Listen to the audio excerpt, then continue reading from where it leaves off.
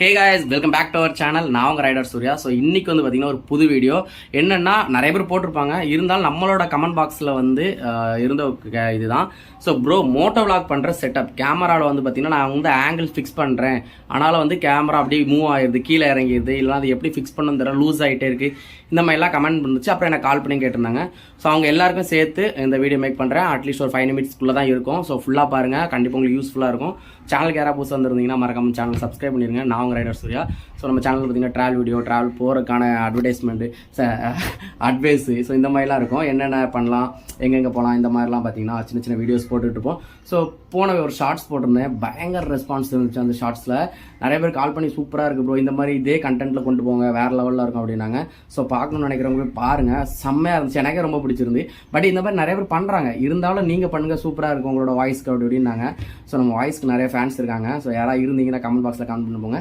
வாங்க அப்படியே போய்ட்டு ஹெல்மெட்டில் எப்படி செட்டப் பண்ணலாம், ஒரு மோட்டோவிளாக் செட்டப் ப்ராப்பராக எப்படி பண்ணலாம் அப்படின்னு உங்களுக்கு நான் சொல்கிறேன். ஸோ நானே பார்த்தீங்கன்னா இது யார்கிட்ட வந்து காப்பி பண்ணேன்னு பார்த்தீங்கன்னா செரி ப்ரோட்டன் தான். ஸோ செரி விளாக்ஸில் இருந்தால் நானே காப்பி பண்ணேன். ஸோ உங்களுக்கு இந்த இதை நான் வந்து அப்படியே சொல்லிடுறேன், பாருங்கள். சின்ன வயசுல இருந்த ஒரு ஆசைன்னா பெரிய ஆசை, ஒரு பொருள் மேல. அதான் என் லைஃபோட டார்கெட்.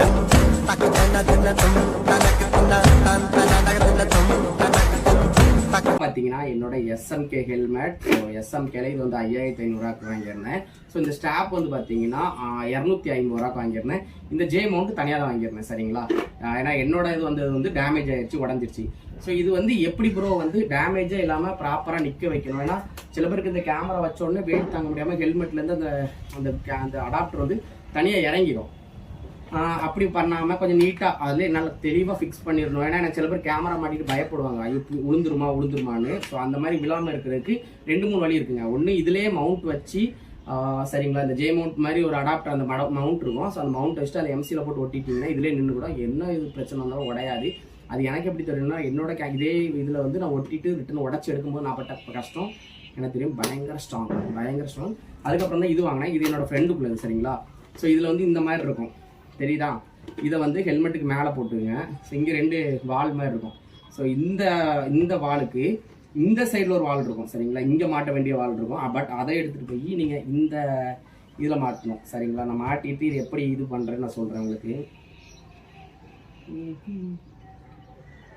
5 minutes லேட்டர் அப்படிலாம் போட மாட்டேன், ஏன்னா எனக்கு போட தெரியாது.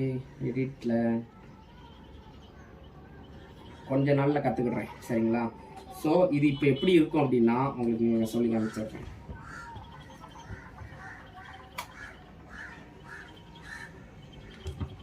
ஸோ இது பார்க்க எப்படி ஒர்க் ஆகும்னா, இங்கேருந்து நீங்கள் ஒரு கயிறு எடுக்கிறீங்களா, அதை இங்கே மாட்டணும், இங்கேருந்து எடுக்கிற கயிறு இப்படி மாட்டணும். பட் அது எக்ஸ் டைப்பில் வரும். அப்படி நீங்கள் மாட்டிட்டீங்க அப்படின்னா இது வந்து பயங்கர ஸ்ட்ராங் ஆகிரும். ஸோ இதை தெரியுதா மாட்டினது? இப்போ இதை வந்து எவ்வளோ நீங்கள் ப்ரெஸ் பண்ணாலும் விழாது. அதுமாதிரி காற்றுல நீங்கள் வேகமாக போகிறீங்க, பிஞ்சிரும், இல்லை காற்றுல இறங்கிரும் ஹெல்மெட்டு அப்படின்னாலும் வாய்ப்பில்லைங்க இருங்க. அந்த மவுண்ட்டே உடஞ்சாலும் இது இறங்காது, அந்தளவுக்கு ஸ்ட்ராங்காக நின்றுவிடும். நிறைய பேர் வந்து நார்மலாக மாட்டின உடனே பார்த்தீங்கன்னா கலந்துருது, அடிக்கடி கலந்துருது. ஸ்டாப் உள்ள அந்த பட்டன் போயிடும், உடனே கலந்துட்டுனா. இது வந்து பார்த்தீங்கன்னா நல்லா ஸ்ட்ராங்காக இருக்கும். ஸோ இதில் வந்து இனிமேல் பார்த்தீங்கன்னா நம்மளோட கேமராவை மாட்டிடும்.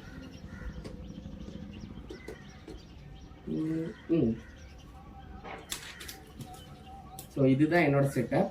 பட் நான் இது உங்களுக்காக இப்போ ஓப்பன் பண்ணி காமிச்சு பண்ணியிருக்கேன். ஸோ இது வந்து கேட்டுகிட்டே இருக்கீங்க நிறைய பேர், அதனால் அவ்வளோந்தாங்க.